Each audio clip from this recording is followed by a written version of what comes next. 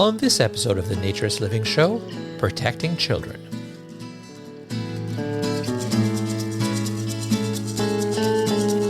This episode of the Naturist Living Show is brought to you by Bare Oaks Family Naturist Park. At Bare Oaks, we offer traditional naturist values in a modern setting.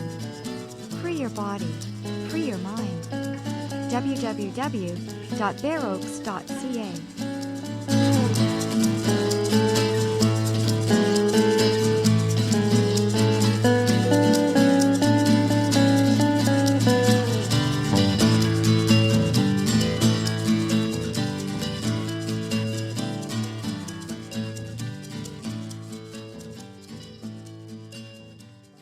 Welcome, dear listener, to episode 160 of the Naturist Living Show. My name is Stéphane Deschênes, and I really appreciate the fact you're here listening to this episode with us today. Samantha and I put a lot of work in these, and we appreciate all the listeners, and we also appreciate those who help make this possible financially for Sam to keep doing the work on it. So if you don't know about Patreon, Samantha is about to tell you all about it. Absolutely, Stefan. We want to thank every single one of our listeners. Whether you're supporting us on Patreon or not, we appreciate you listening to all of our episodes month after month. It does not go unnoticed, and all your comments and emails are read even if we don't have time to mention you in a show. A little bit more about Patreon. Patreon is an online platform that allows me to get sponsorship for the show. So if you would like to support, it's patreon.com/naturistliving-show, all one word. And this episode is brought to you especially by a few Patreon supporters. So this episode is brought to you by AP, Ralph L, Paul, Robert O, and Ashley S.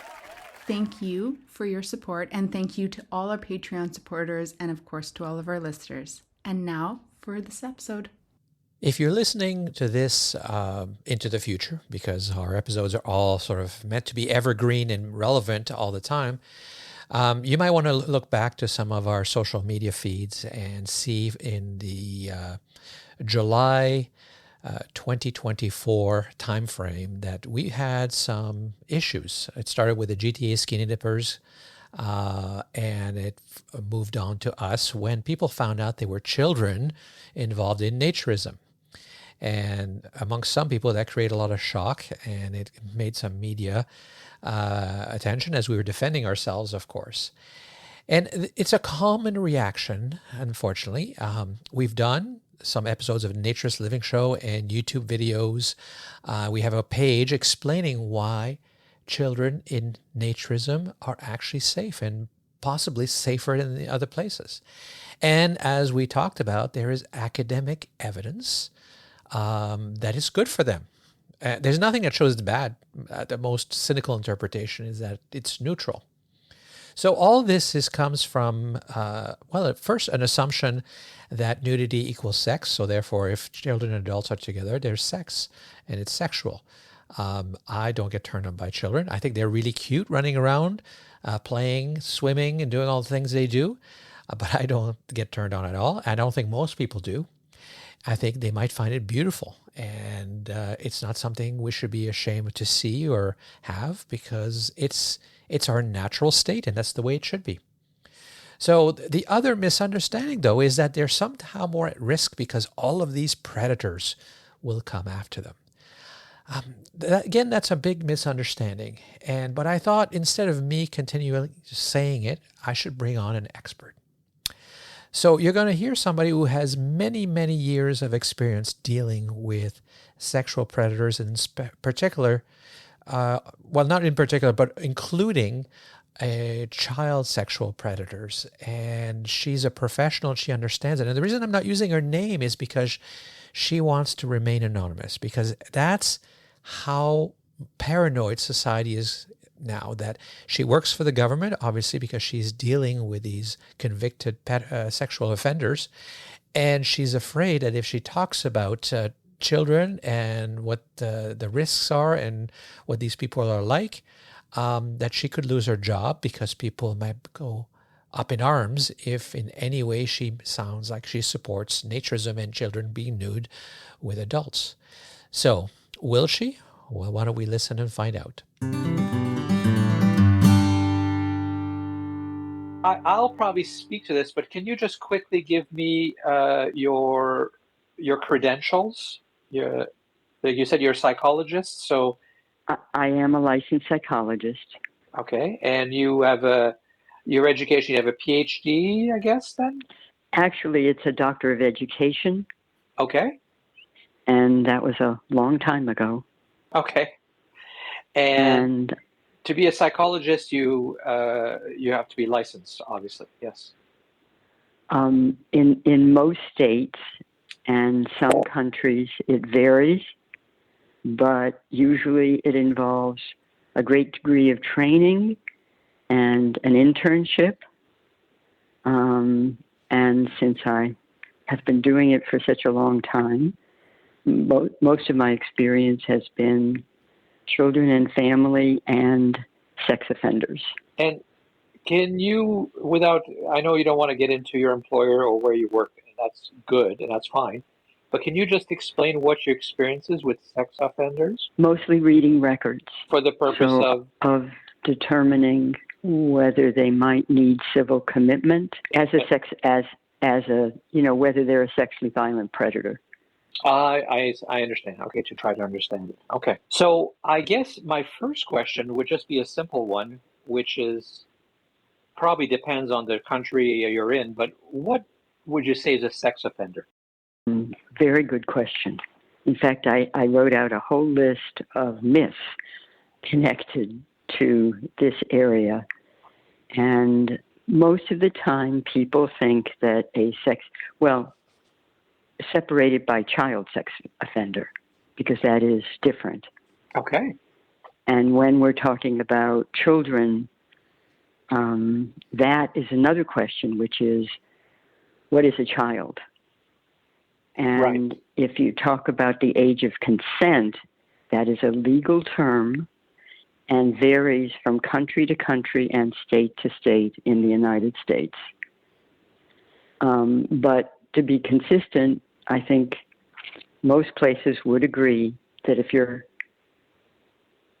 14 or under, you can be considered a child. Yes. Yes. And we're talking about child sexual abuse by an adult, because it is different when it's child on child. Right. Okay. So I just feel like we got to get that one clear in terms of who we're talking about. Yeah. Most people think that child sexual abusers are pedophiles. Pedophilia is a diagnostic category, and it is a small number of child sex offenders. These are people who have strong feelings toward prepubescent children.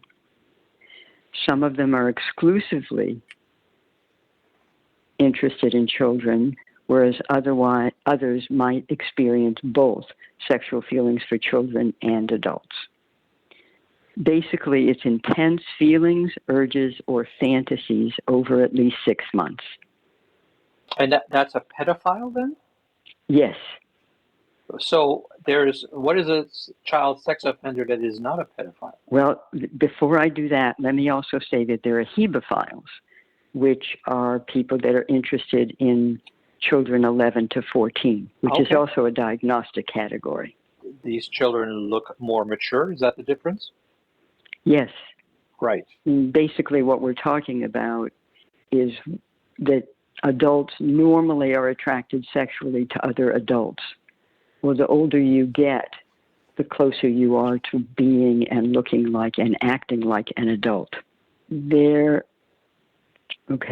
Let's talk about types of perpetrators, which relates to the pedophilia. This is a small number, fixed, persistent interest in child sexual abusing. This is a small number, okay? Most of them are either opportunistic or situational. Mm-hmm. The opportunistic offender is typically someone who does many other crimes besides sex offending. They have a long rap sheet, and a rap sheet that involves other kinds of crimes besides sex offending.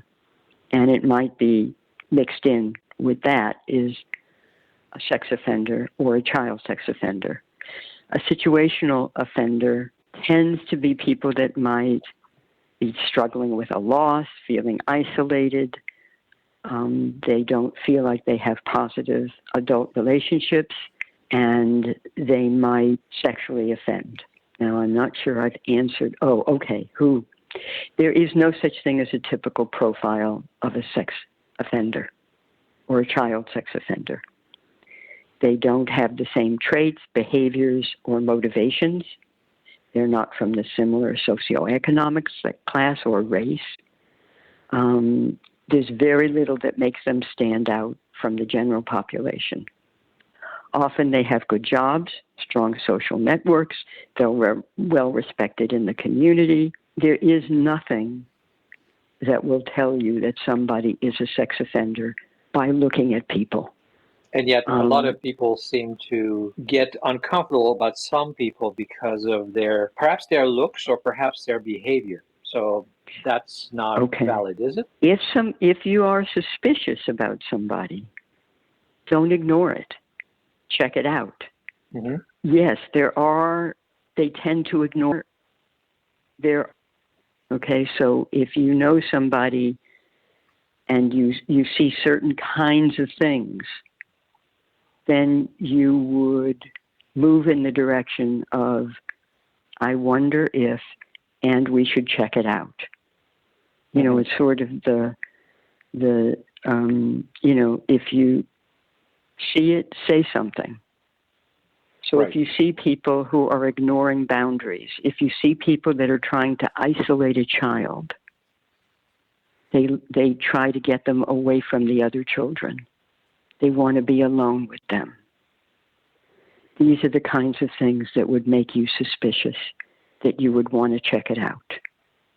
And especially as a parent, because generally that's the parent who would make that decision then to protect their children, right?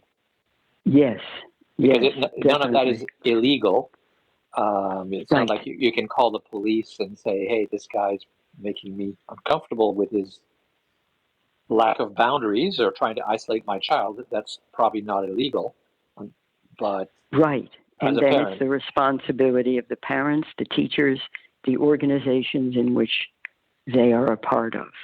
Right. So that I have a list. I actually wrote out this morning a list of myths. And one of them is the belief that an organization should have protected the child. The church, the Boy Scouts, they should have known. So tell me more. Yeah. It is their fault if they know it and move the person to somewhere else like the church did. Right. The church knew these people were sex offenders and they protected them and they moved them to other parishes. They are to blame. And those are instances when it is their fault. For the most part, organizations don't know, and it is not their fault when there is an abuse that occurs. It's traumatic for an organization when this kind of thing happens and what people have to go through to work it out. And it's traumatic for parents and it's traumatic for children. It is never the fault of a child. It is never the fault of a parent unless they know and then don't protect. And this is another one that has to do with children have their own ways of trying to share with you, maybe, that something is going on.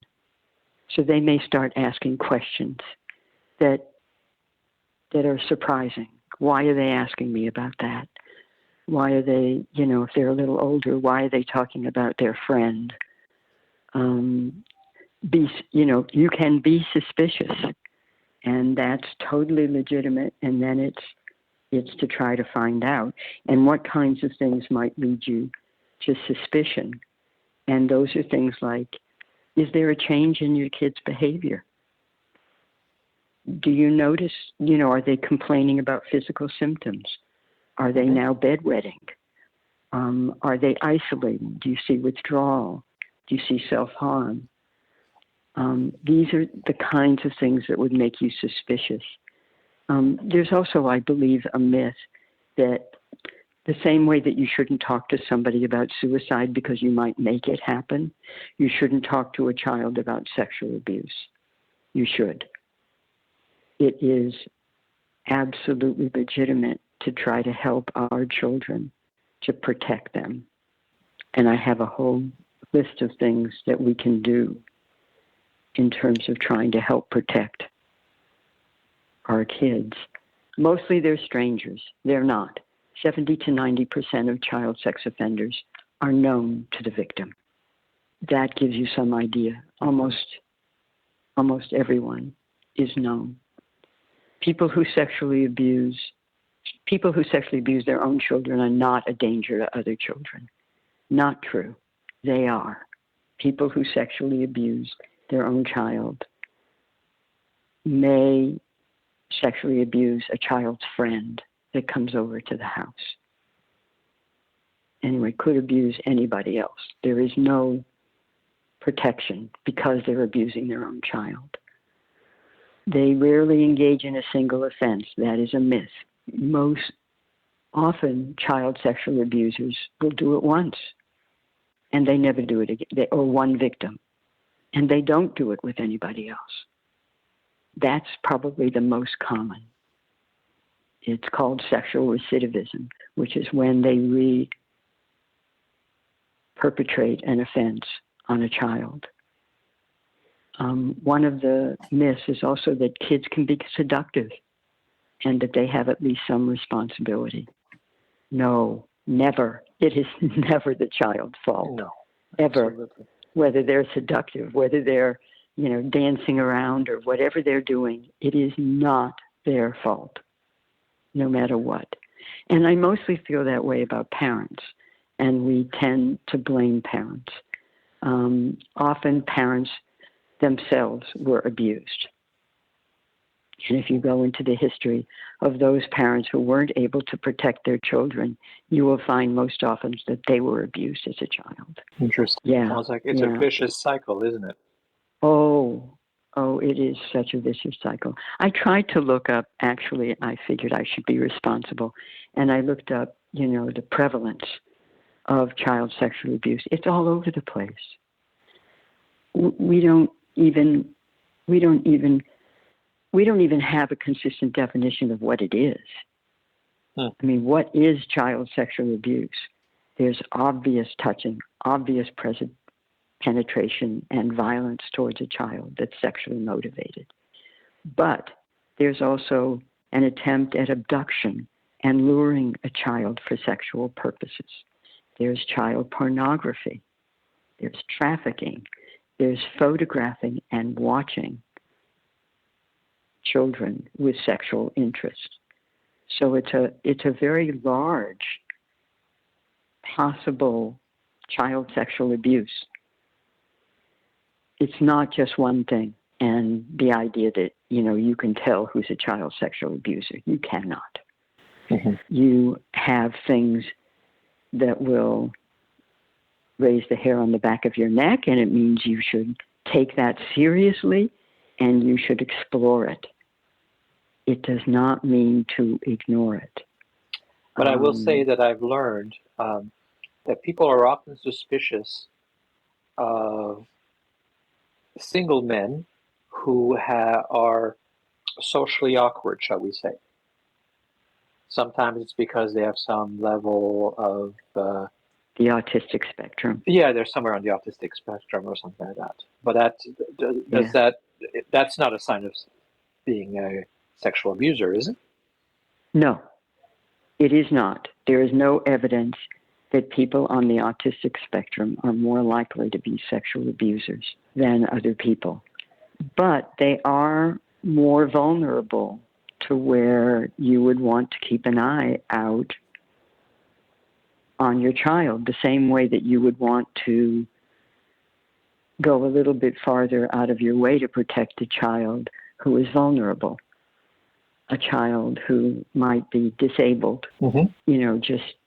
Just be aware, and the best you can do with, let's say, people that are on the spectrum is to include them and make them a part of the group and try to help them to stay within the group structure so that you're not leaving people alone with kids that you're concerned about. Right. Because one of the characteristics of child sexual abusers is that they might be somebody who identifies more with children than adults because of their own problems. Well, you said you had some suggestions to help protect children. Actually, let me start by saying, I think, and the scary part is that I hear myself, and I've known this for a while as well, when my children was young, is I cannot guarantee that I can protect my children completely from that ever happening, which is scary. And you can't. Yeah, that's scary. It's very scary. So if very you can't, scary. What can you do then? You can minimize it, but you can't completely prevent it. That's right. What you try to do is make sure that you take care of their needs for attention and affection. You try to set up an environment of open communication. You try to make sure that your kids have access to trusted adults and peers. You help them to understand about personal safety, including, body boundaries. You should not be feeling uncomfortable with somebody, and if you are, this is what you should do. You definitely help them to understand that their feelings are important. You feel uncomfortable with somebody, you don't stay with that person, and that's okay. You try to make sure that there is a strong community and cultural connection so that they will use the people around them. One of the things that you do is you tell them about red flags. One of the biggest red flags is if somebody tells you to keep something secret other than maybe a birthday party or a present they're going to give you. Otherwise, that is a red flag. Never should anybody tell a child that this is our secret and to keep something away from their parents or somebody that they trust. Have a code word so that if somebody says, your mother told me to come get you because they're in the hospital and I'm supposed to bring you there. Have a code word so that you and the child have a word. Now, obviously, if they're too young, this does not fit, but hopefully there's somebody around that will understand, so that if you have a caretaker taking care of your child, you make sure they know a code word that you have with them so that nobody can come along and convince somebody that the child should go with someone. Teach the child about the word consent. What does that mean? The other thing I said is see something, say something. It's also okay to ask and talk about sexual abuse with your child. And it's never a child's fault.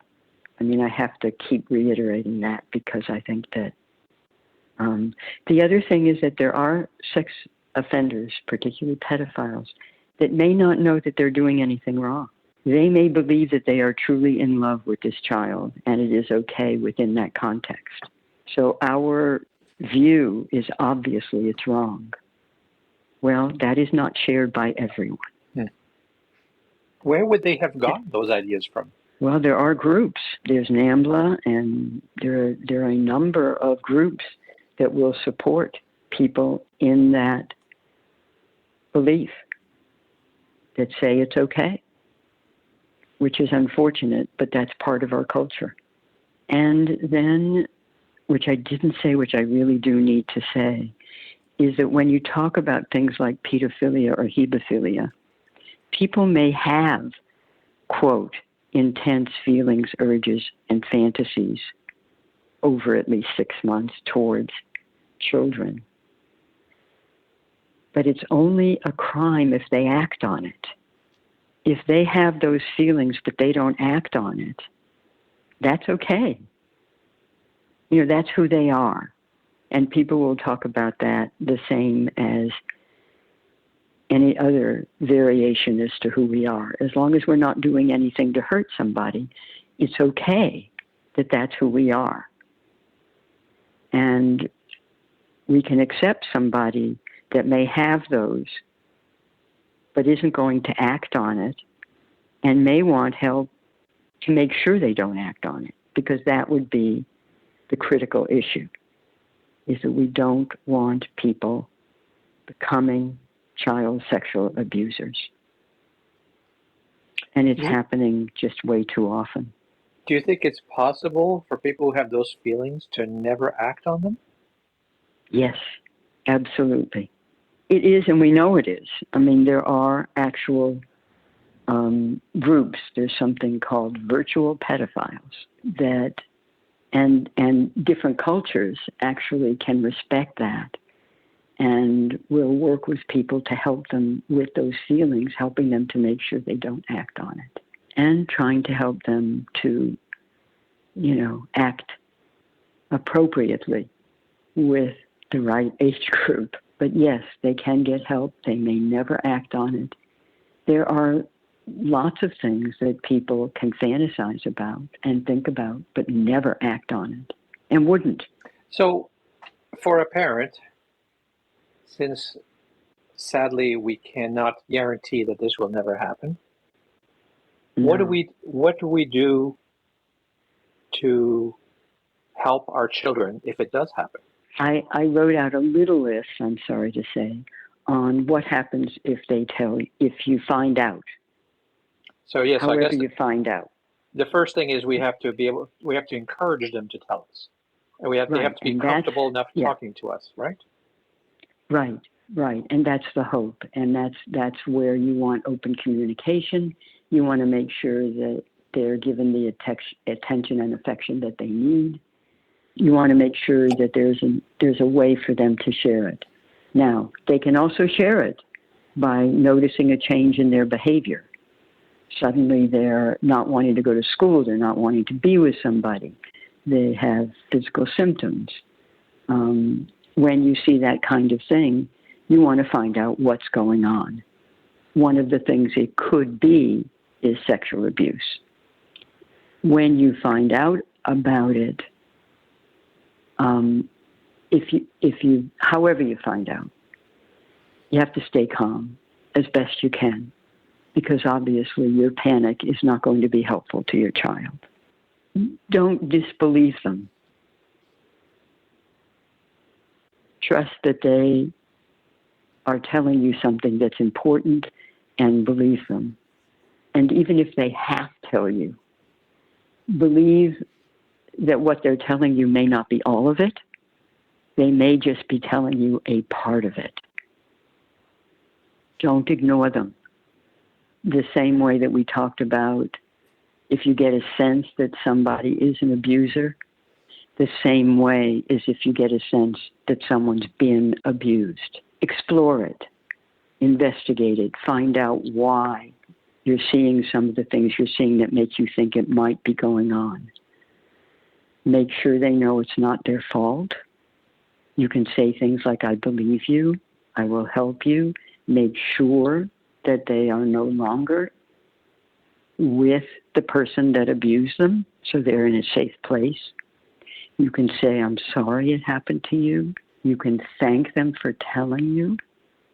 Literally say, thank you for telling me, depending upon how they're telling you. And you can even say, this is, I'm seeing all these things. It makes me wonder what might be going on. There are books that might be an avenue for some kids, but no, we cannot protect our kids from everything. And this is one of them. Scary, but it's important to understand and accept. Right. And, the image of it. There is such a thing as an image of a sex offender, so you could look and see. There isn't. You can see people who might be uncomfortable with themselves, but that does not make them a child sex offender. So as you know, I'm very involved in naturism. And do you think that children in naturist environments are more at risk of sex offenders and pedophiles? I think that the research that's been done, that because there has been a lot of research done, never have I seen anything that puts that down as one of the factors to consider or that would make it more likely to happen. I think that people that are part of that community believe that it actually may protect them from it because people are more comfortable with their bodies. They grew up with that, so that they can't. There's such a movement in the regular culture, particularly as you get older and with teenagers, to see body parts, to see other people, that it's a secret, it's protected, it's something, is it bad, is it good, and when sexual feelings start coming, they've already been exposed to a piece that I think a lot of people are driven by. So that, one of the things is that mostly sex offenders are men. There are very few female sex offenders. It does happen, often in support of the man, but it does happen all by itself. But it's mostly men, obviously people that you know. So that, are we helping our young boys by keeping them protected from the body? Are we better off helping them to feel comfortable with their bodies from the time they're very young and to see bodies and just have that be a part of who they are and how they grow up? And I don't think that's ever been explored or taken on. But, I would raise that as a question. Is there not a protective factor that goes on? Because boys are not driven when the hormones click in to have to see, quote, female bodies.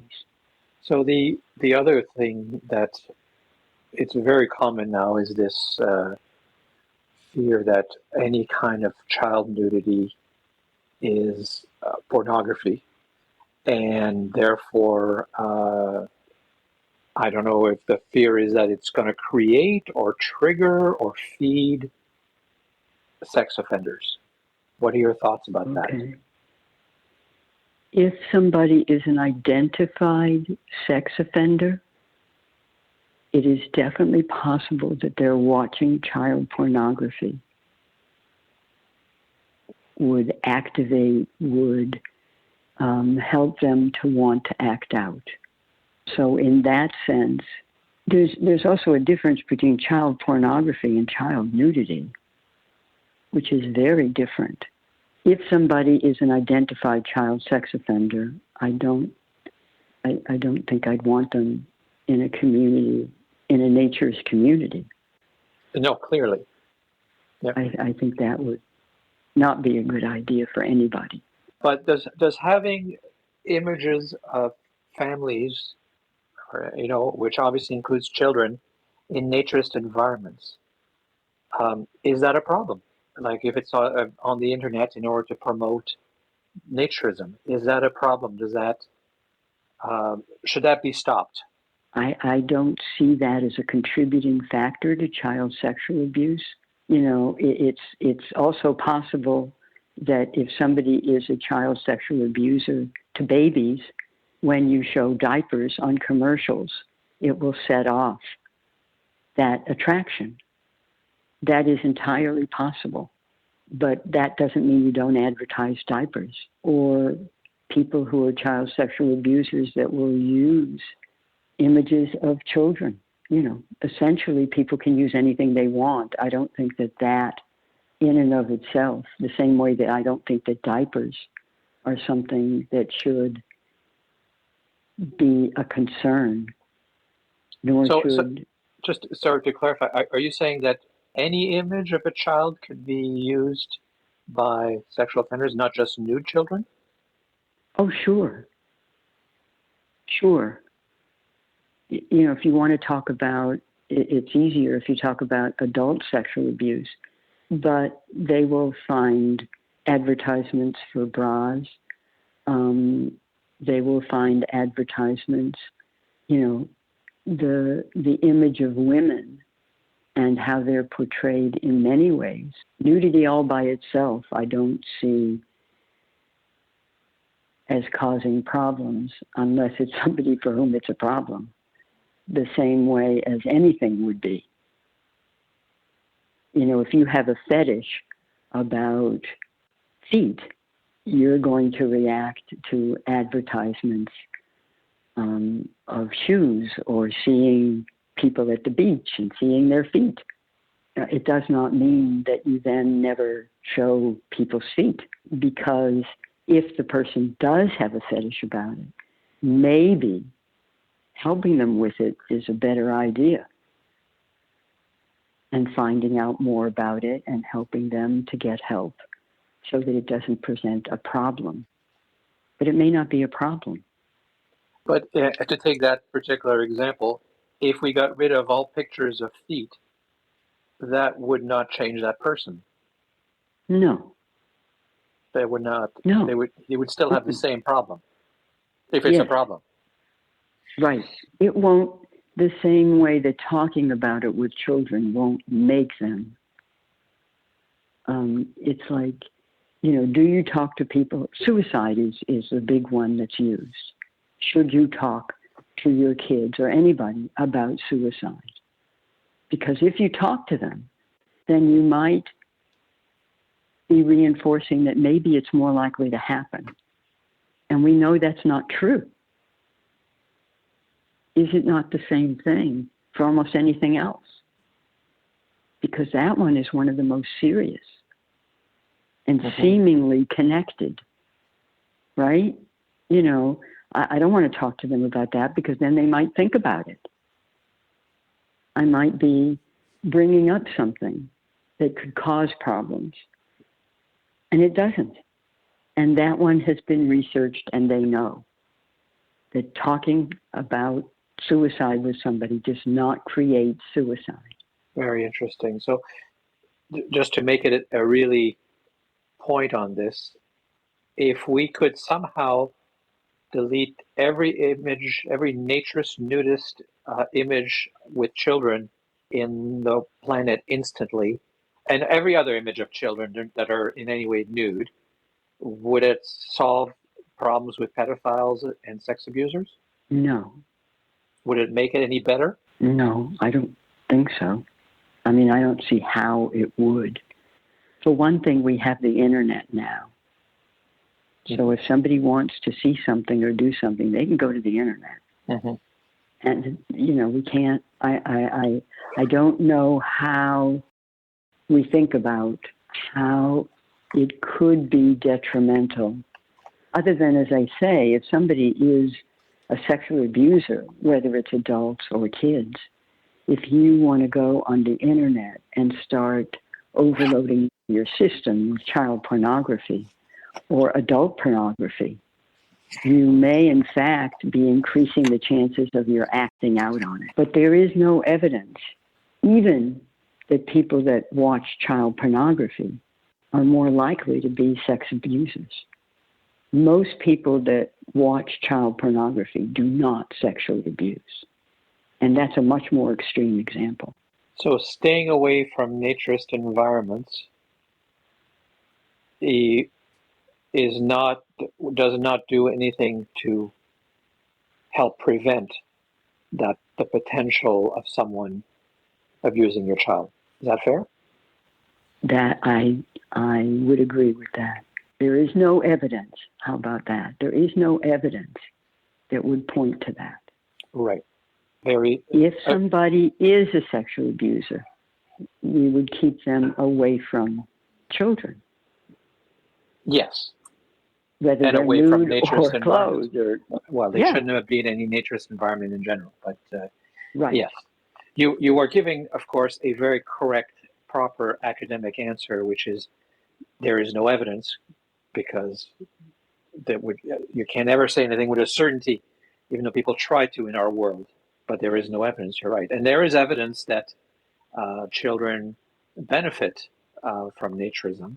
So some suggestion of that in academic studies, just like we know children benefit from sports or being involved in scouts, even though in those the situations where that bad things have happened, in those areas, nobody's suggesting we should stop sending kids to sports or scouting or other youth activity, right?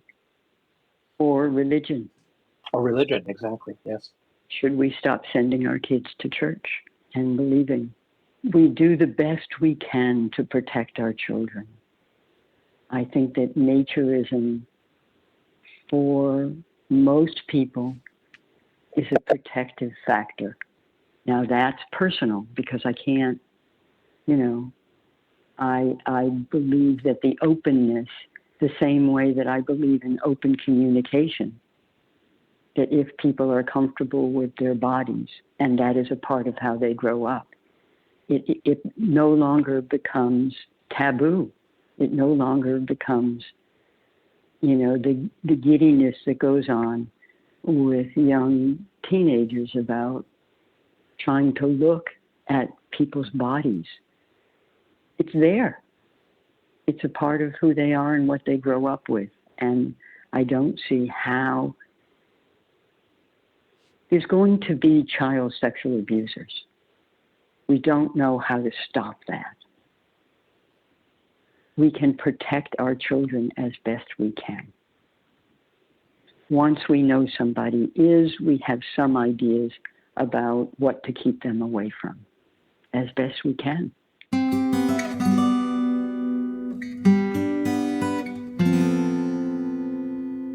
So as you heard, the key thing to remember is that there's no way to know. Don't jump to conclusion. People out there often can appear a bit different because they are, neurodivergent is the current term that a lot of people like to use. It might mean they're on the autism spectrum disorder, or as some people call it, it might be somewhat Asperger. It makes them seem odd from a social standpoint. It makes them, their look, their expressions may not seem what people like or are comfortable with, and that makes them feel that maybe they're dangerous. But that's not who they are. The truth is, it's most often someone who trusts, someone you trust or someone you know, and who likely, as you heard, themselves were probably abused as children. It's a cyclical disease that seems to be very hard to stop, and probably what they need is therapy, not jail, because I'm not sure they'll get any better in jail. It's not an issue as a result in naturist environments, because it's an issue that can happen anywhere, right? I mean, so you meet a person and trust them. So I'll give you an example. I know of a club where this has happened. I'm not going to name the club because it doesn't matter. The story can happen anywhere. A man came and was very friendly, warm, intelligent. Everybody liked him. He was very likable. He knew how to get adults to trust him and like him. He didn't hang out with the children. He didn't speak to children or play with children particularly. But he befriended a single woman with a young child, and started dating her.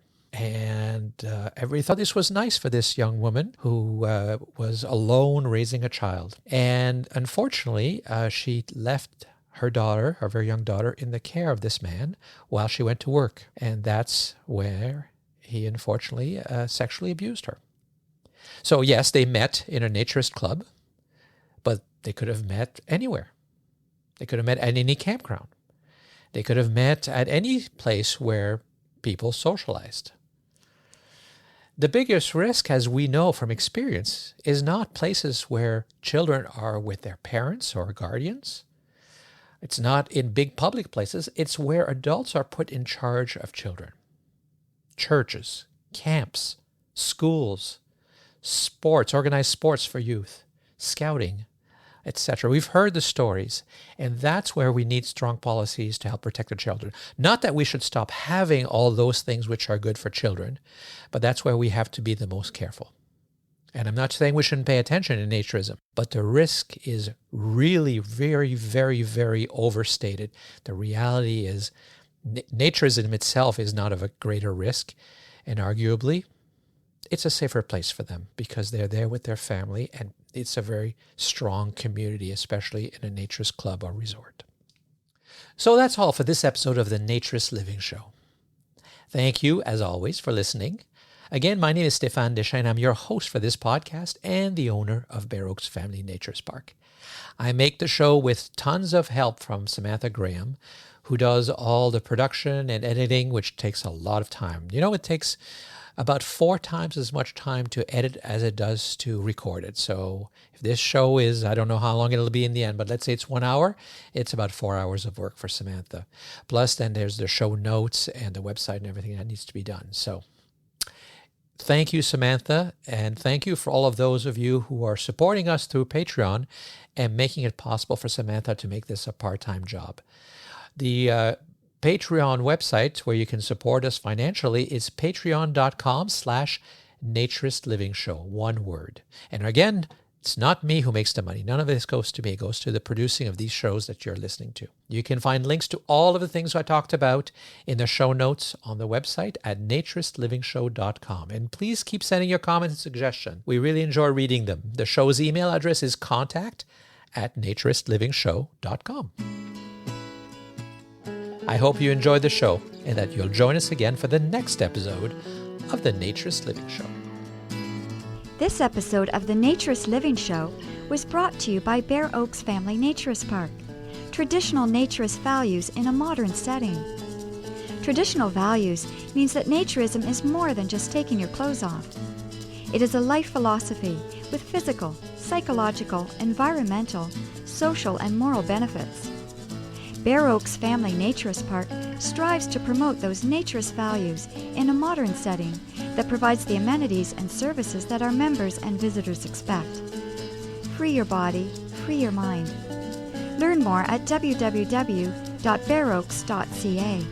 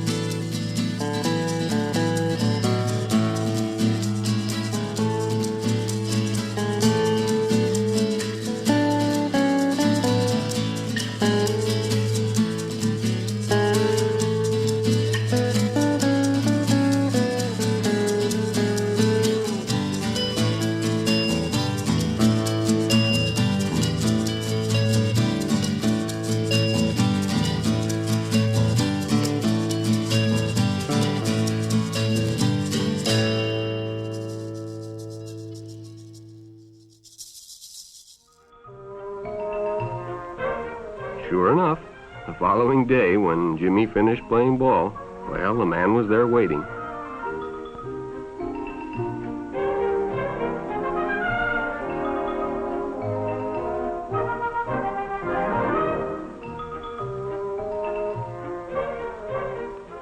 They stopped at a drive-in and the stranger treated him to a Coke. During their conversation, he told several off-color jokes, but Jimmy had heard others before and, well, it made him feel big to so easily win the confidence of an older person.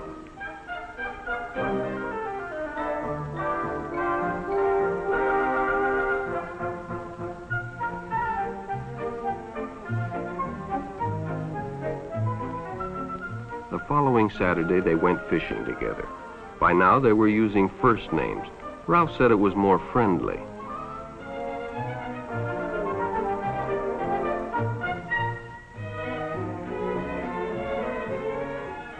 Jimmy hadn't enjoyed himself so much in a long time. Then during lunch, Ralph showed him some pornographic pictures. Jimmy knew he shouldn't be interested, but, well, he was curious. What Jimmy didn't know was that Ralph was sick. a sickness that was not visible like smallpox, but no less dangerous and contagious, a sickness of the mind.